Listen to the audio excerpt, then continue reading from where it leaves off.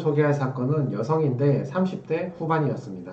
채무가 1억 5천이나 있으니까 적은 금액은 아니었습니다. 이분 가진 재산은 거의 없었는데 보증금 약간 있고 기타 약간의 재산이 있었습니다. 그리고 개인 사업하시는 분인데 월 매출에서 비용을 빼고 나면 150만 원 밖에 남지 않는다고 하시니까 굉장히 영세한 자영업자라고 볼 수 있습니다. 자, 개인회생을 알아보시는 채무자 여러분들 그거 궁금하시죠? 나는 이런저런 이유로 채무가 발생해서 개인회생하는데 남들은 채무가 왜 발생했을까? 나하고 비슷한 이유인데 개인회생 통과한 사람이 많을까? 이런 거 궁금하시잖아요. 오늘 채무자 같은 경우는 코로나죠. 자영업자가 실패해서 왔다 그러면 대부분 2년 전에 코로나 때부터 격리가 되면서 매출 줄어들어서 그것 때문에 버티다 지금 개인회생 오시는 경우가 많으니까 코로나 사유가 많습니다. 실제로 개인회생을 인가받고 통과하신 남들의 채무 발생 이유를 알려드리면 2030 같은 젊은 세대 같은 경우는 남자는 주식 코인이 많고 여성분들은 과소비가 좀 많습니다. 이분들은 자녀가 아직 없잖아요. 그러니까 이런 사유가 아니면 빚질 일이 잘 없는 거죠. 그리고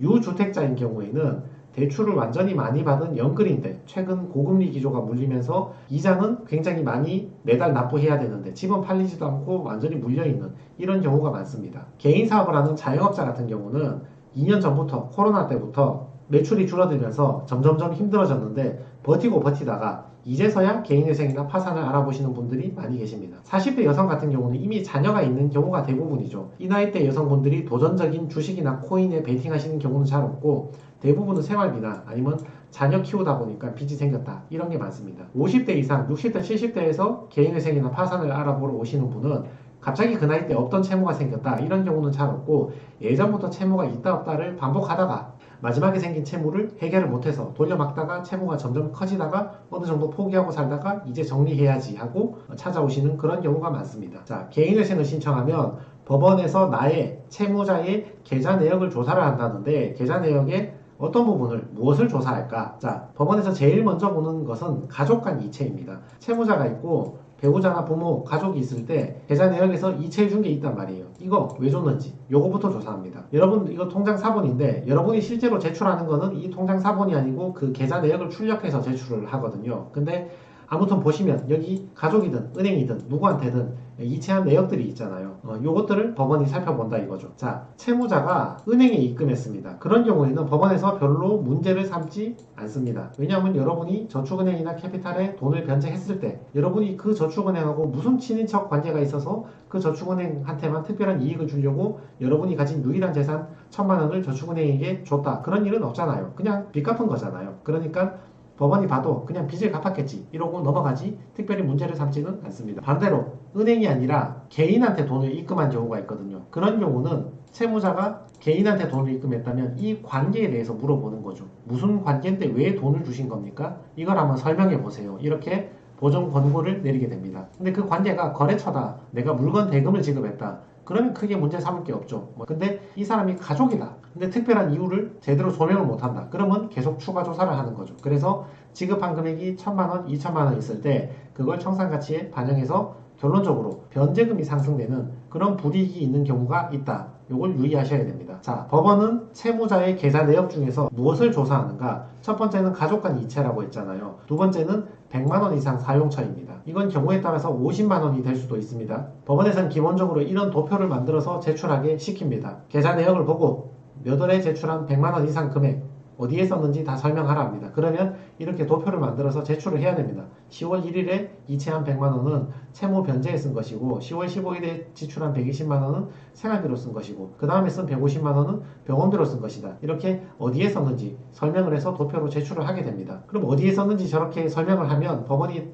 조사를 하는 거죠. 채무 변제에 썼구나, 생활비에 썼구나, 병원비에 썼구나 이런 필수적인 비용으로 썼다 그러면 법원도 더 이상 문제를 삼지 않을 가능성이 굉장히 높죠. 근데 살펴봤더니만 뭔가 사치한 것 같다, 탕진한 것 같다, 또는 도박했다, 또는 설명 자체를 못한다, 왜 썼는지. 그러면 추가적인 조사를 해서 정당한 이유가 없다고 판단이 되면 그 사용했던 금액을 청산가치에 반영해서 변제금을 상승시키는 이런 페널티를 가하기도 합니다. 실제로 오늘 채무자가 받았던 보정 권고인데요. 최근 채무 중에서 사용처를 누구에게 얼마 변제했는지 도표로 정리해서 제출해봐라. 그리고 지인, 가족, 친인척 여기에 돈을 변제했다면 청산가치에 반영해서 변제금을 높여라. 이런 식으로 명령을 내리는 것이죠. 근데 금융기관에 변제한 거는 안 물어보죠. 개인한테 변제한 것만 그 관계하고 왜 변제했는지 이유를 자꾸 물어보는 겁니다. 채무자가 가지고 있는 모든 계좌에 계좌 내역을 다 제출하고 최근 1년 동안 100만 원 이상 지출한 거 도표 방금 보셨죠? 그걸로 만들어서 제출해라.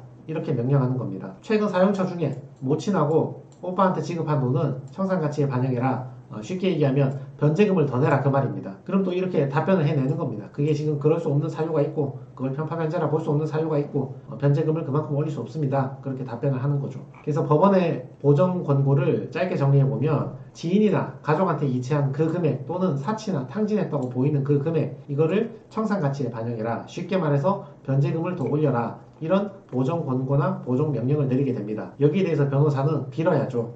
그게 내가 빌린 적도 없는 돈인데 가족한테 빼돌려서 은닉한 게 아니고 실제로 내가 빌렸고 그때 부모님도 형편이 굉장히 힘든데 나한테 억지로 빌려준 거고 지금 배우자도 채무가 굉장히 많은데 이걸 이유로 내 변제금을 올려버리면 배우자는 어떻게 살아야 하며 뭐 이걸 편파변제로 보기 힘든 이런저런 사정들이 있으니까 이걸 청산가치에 반영하지 맙시다. 또는 방금 쓴 거는 법원에서 볼 때는 사치라고 보시는 것 같은데 우리가 볼 때는 생활비입니다. 예를 들면 피부과 다닌 거 이런 거 있죠. 법원에서 볼 때는 이 채무자가 무슨 피부과에서 미용 시술을 받고 다니냐 이건 사치다 이렇게 보는데 변호사 입장에서는 진짜 이거 피부 트러블이 있어서 치료 때문에 갔던 거지 사치가 아닙니다.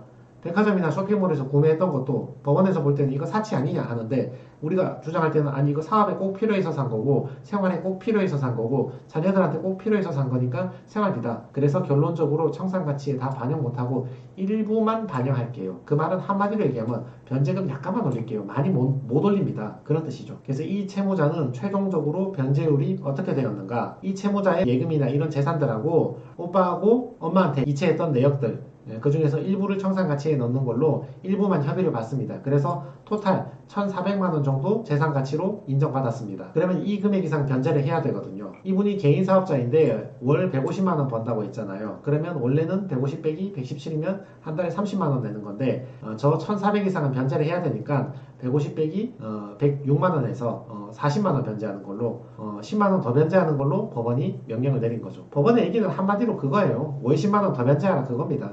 지금 보실 때는 모친한테 준 돈, 오빠한테 준 돈 그런 이유로 이게 가족한테 준 돈이니까 부당하니까 청산가치에 반영해서 그만큼 변제금을 더 내라 이런 건데 이거는 뭐 이론상 논리가 이렇다는 거지 실제로 제가 봤을 때는 150만 원이 너무 소득이 적잖아요. 근데 그렇다고 법원이 일일이 나서서 그 사업장에 상주하면서 실제로 150만원 버는지 안 버는지 확인할 수도 없는 거고 그러니까 변제금 10만원 더 내라 그 말이 하고 싶은 거야. 근데 아무 이유 없이 변제금 10만원 더 내라 그렇게 말할 수는 없잖아요. 그러니까 이거 뭐 가족한테 준 거야 이거 뭐 몇 개는 저기 청산가치에 반영합시다 이렇게 해서 협의해서 그러면 그만큼만 반영하면 변제금 10만원 더 올라가는 거니까 이 정도에서 협의하고 끝냅시다 이런 결론이 나왔던 거죠. 그래서 이걸 36번 변제하면 1,500만원 정도 3년간 1,500만원 정도 변제하게 됩니다. 이분 채무가 1억 5,800만원 정도 있었으니까 이 중에서 1,500만원 정도 변제하게 되신 거죠. 그러면 그게 변제율이 10%가 나옵니다. 원금의 10%를 변제하고 원금의 90%를 탕감받고 이자는